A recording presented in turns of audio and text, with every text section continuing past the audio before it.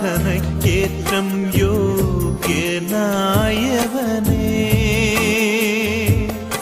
അനശ്വരനായ തമ്പുരാനേ, ആരാധനയ്ക്കേറ്റം യോഗ്യനായവനേ, അനശ്വരനായ തമ്പുരാനേ, അങ്ങേ സന്നിധിയിൽ അർപ്പിക്കും നീ കാഴ്ചകൾ, അങ്ങേ